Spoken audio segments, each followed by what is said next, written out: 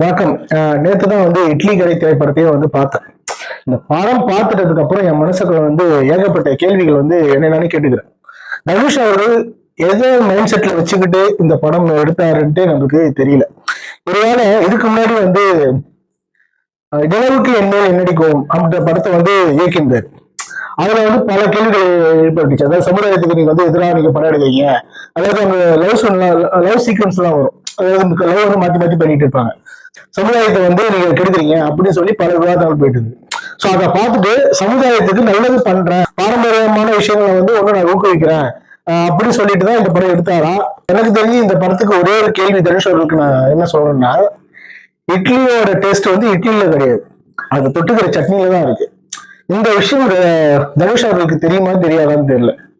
So வாங்க இட்லி கடையோட review பார்க்கலாம். கொஞ்சம் லேட்டு தான், இன்னும் கொஞ்சம் விஷயங்கள்லாம் இருக்கு, அதை பத்தி பேசலாம். ஸோ அதுக்கு முன்னாடி நம்ம சேனலை லைக் பண்ணுங்க, ஷேர் பண்ணுங்க, கமெண்ட் பண்ணுங்க, மறக்காம சப்ஸ்கிரைப் பண்ணி வச்சுக்க. ராஜ்கிரண் இட்லி கடை ஆரம்பிக்கிறார்.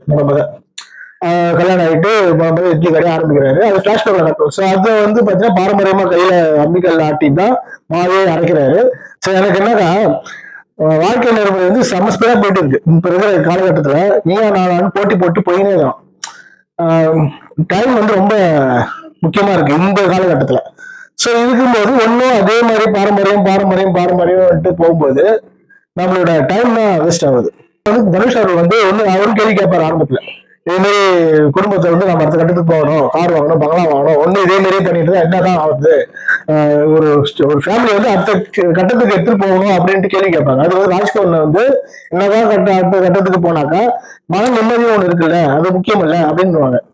சரி, ஓகே, அதெல்லாம் கரெக்டு தான். ஆனா இப்ப இருக்கிற காலகட்டத்துல அது முற்றிலும் தவறான விஷயம்.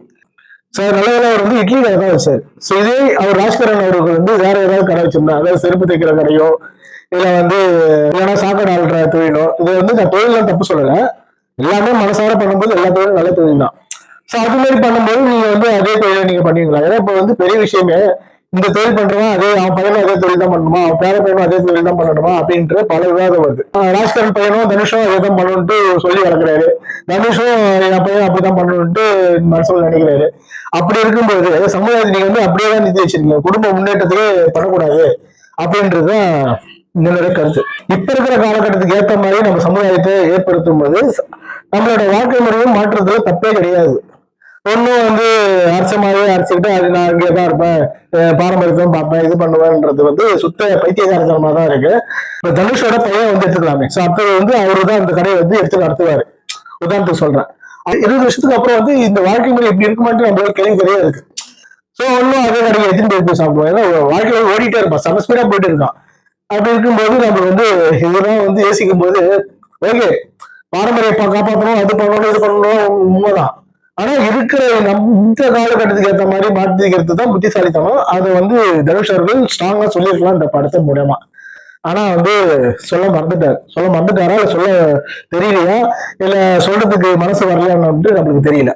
முடிச்சுட்டு பேங்காக்கு போவாரா, அந்த பொண்ணு கல்யாணம் பண்ற ஸ்டேஜ்ல போயிட்டு அந்த பொண்ணு ஒரு பாவம் பண்ணல, இவரை லவ் பண்ணது தவிர அதை ஏமாத்தி இவரு கேட்டாக்கா இவரு தான் அந்த பொண்ணு தான் ஏமாத்திச்சுட்டு இவரு கதை விடுறாரு. அந்த மாமா பொண்ணு மர பொண்ணை கல்யாணம் பண்றாரு, லட்சுமி நித்யாமரனை கல்யாணம் பண்றாரு.